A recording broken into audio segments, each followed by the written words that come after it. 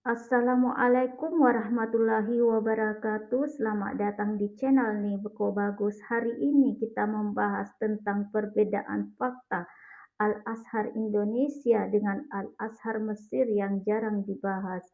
Nama mereka sama, logonya mirip dan banyak orang bangga mengatakan saya lulus Al-Azhar. Tapi tahukah Anda ada satu fakta besar tentang Al-Azhar Indonesia dan Al-Azhar Mesir yang hampir tidak pernah dibahas secara jujur di ruang publik. Dan ketika fakta ini dibuka, persepsi banyak orang langsung berubah. Tonton sampai akhir karena di menit-menit terakhir kita akan menjawab satu pertanyaan sensitif. Apakah Al-Azhar Indonesia dan Al-Azhar Mesir benar-benar setara? Nama Al-Azhar bukan nama biasa, ia membawa secara wibawa dan otoritas keilmuan Islam dunia. Namun, di Indonesia muncul satu kebingungan besar. Al-Azhar yang mana? Al-Azhar Indonesia adalah cabang resmi dari Kairo, ataukah hanya nama yang kebetulan sama? Jawabannya tidak sesederhana yang selama ini kita dengar. Dan sebelum kita membahas siapa yang lebih unggul, kita harus mundur ke satu titik penting asal-usulnya.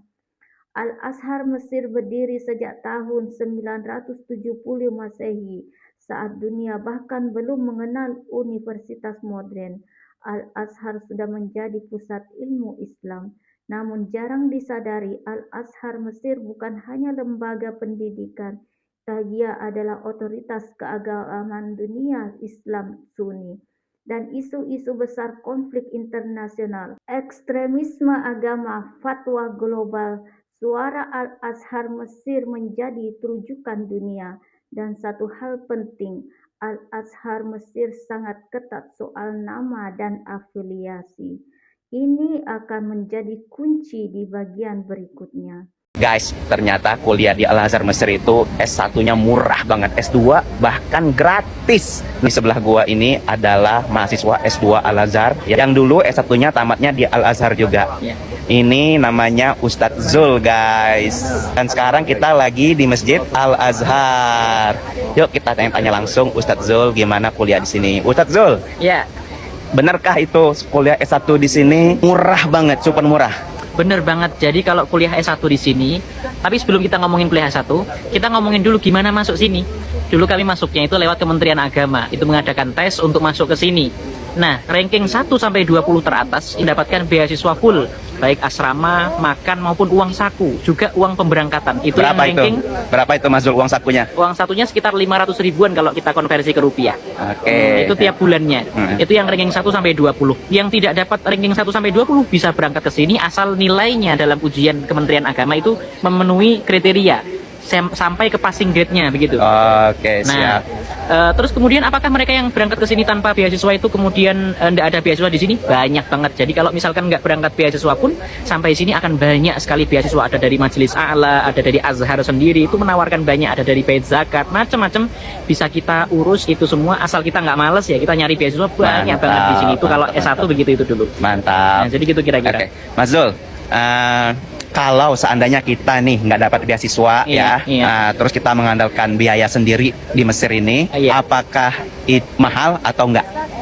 Jawabannya adalah tidak sama sekali. Jadi Al-Azhar ini untuk S1 contohnya, kita ambil contoh S1. S1 itu per tahunnya hanya dikenakan infak. Kita nggak sebut kayak UKT karena UKT itu cenderung kayak mahal gitu kan di Indonesia. Iya, Jadi iya. kayak aku bilang kayak infak ke Iya, iya. kampus gitu.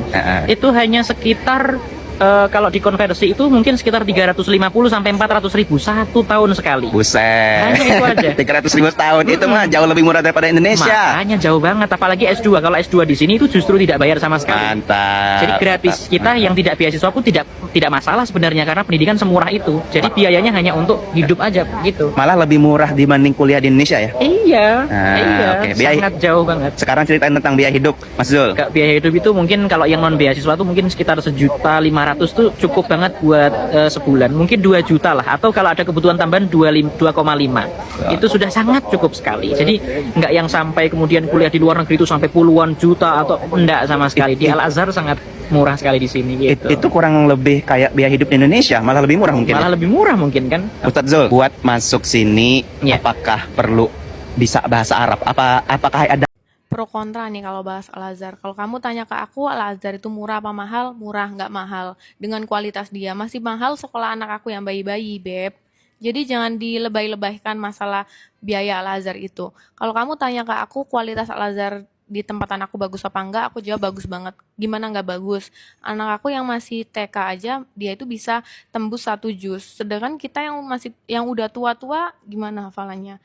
Anak aku yang masih kecil aja dengan didikan guru-guru si Al-Azhar, dia itu tahu tentang sholat, dia bisa ngingetin orang tuanya buat sholat, bisa ngajak kita buat sholat, bisa ngajak kita buat ngaji, bahkan dia tahu hadis-hadis tuh yang kita nggak tahu, segitu bagusnya.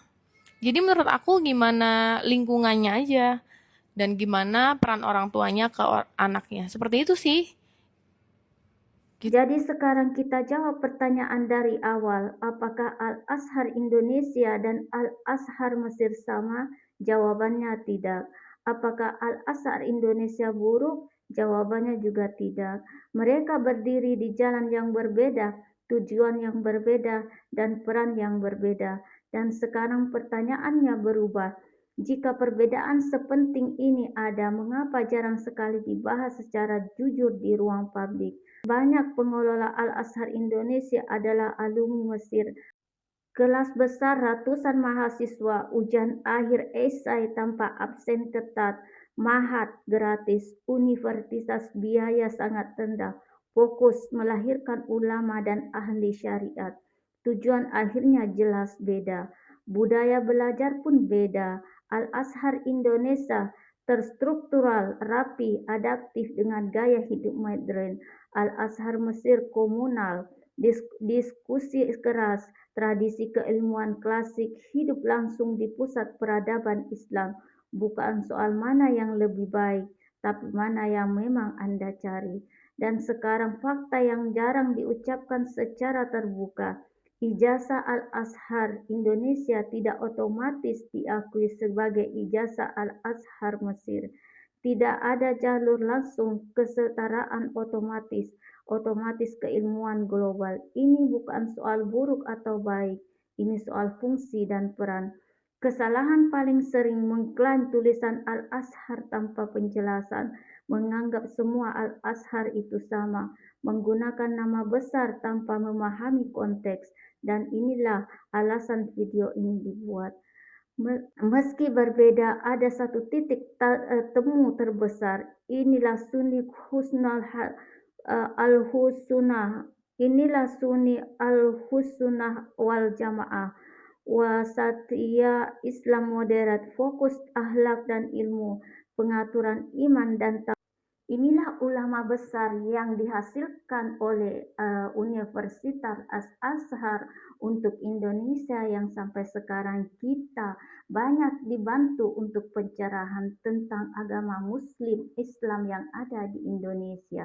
Kita lihat dulu beberapa tokoh pemuka agama yang merupakan lulusan Al-Azhar. Yang pertama adalah Ustadz Abdul Somad Uwas, dai kondang yang menempuh pendidikan sarjana di Al-Azhar, dan yang kedua Tuan Guru Bajang TGB Zainal Maji, yang ketiga Kiai Miftahul Akbar, dan yang keempat Profesor Dr. H.M. Quraisy Shihab, dan yang kelima Kiai Hajim Asy'ari. Demikianlah, semoga video ini ada manfaatnya. Mudah-mudahan yang ingin belajar di Al-Azhar bisa menjadi pedoman dan bisa membantu adik-adik yang mau melanjutkan pendidikan dimanapun itu. Jangan lupa subscribe yang belum subscribe. Jangan lupa komen kalau ada yang perlu dikomen di video ini. Like dan share. Terima kasih.